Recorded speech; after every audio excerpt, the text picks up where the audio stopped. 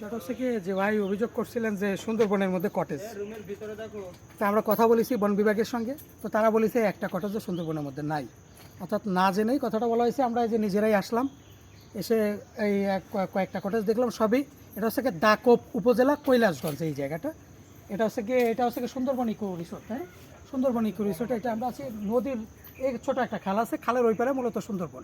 আর যতগুলো eco resort আছে সবগুলোই কিন্তু এই দাকোপ উপজেলার ভিতরে, অর্থাৎ কৈলাসগঞ্জ সহ খালের এই পারে, আর সুন্দরবন অপোজিট নদীর এই পারে। আমরা আপনাদেরকে আরেকটু বিষয়টা দেখাই নিয়ে আসি। আরেকটু সামনে এসে এই যে খাল কিন্তু পাশে। এখানে গেস্ট আছে ওভাবে।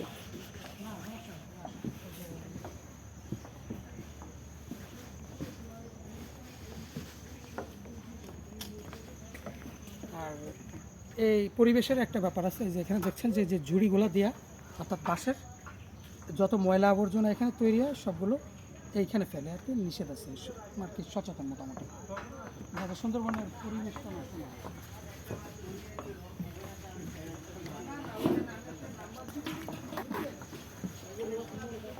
আর একটা সুন্দর কটেজ এখানে, আর উপরে যে জায়গাটা তুমি তো ক্যামেরায় ধরতে পারো না ভাই। কথা বলিস কেন মধ্যে? আমি তো দেখতে তোর দেখাচ্ছি, না তো তোর এই দেখাচ্ছি। থুয়ে দিছিস, এগুলো আমি কেটে দিই, এগুলো দেখাতে এর নিচের খুব নষ্ট হয়, এগুলো এডিট করতে খুব কষ্ট হয়। আর এই যে উপরে গোল পাতা তাদের বনের থেকে আনা লাগে না, এখানে বনের ভিতরে তাদের এই যে গোল পাতা আছে।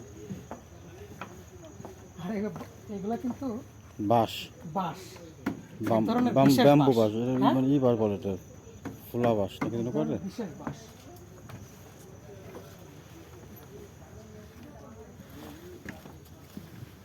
আর ওই খালের ওই পাড়ে মূলত হচ্ছে সুন্দরবন। এখানে আসলে সুন্দরবনে প্রচুর দেখা যাচ্ছে, এখান থেকে কটার উপর থেকে সুন্দরবন ভিউটা দেখা যায় ভালো, হ্যাঁ বুঝছিস? হ্যাঁ, উপর থেকে ভিউটা ভালো দেখা ভালো যায়। দেখা যায়, এখান থেকে ভালোভাবে দেখা যায়। এখান থেকে আসলে সুন্দরবনের ফিলটা পাওয়া যাবে। হ্যাঁ কারণ সুন্দরবন ফিল পাওয়ার জন্য তো ভিতরে ঢোকা সম্ভব না, হ্যাঁ, ভিতরে ঢোকা তো সম্ভব না সুন্দরবনের, না এখান থেকে দেখা যাবে। আর রিস্ক কি না, ভিতরে ঢোকা সম্ভব, এই যে টলার আছে, ছোট এই যে খাল নেমে এখানে খালে যে- পড়তে পারবে। এখানে যে তোমার ইয়ে আছে না, ফরেস্টের যে অফিসগুলো, ওইখান থেকে কয়জন মিলে ঢুকবা, ওখান থেকে অনুমোদন নিয়ে ঢোকার সুযোগ আছে। চলো।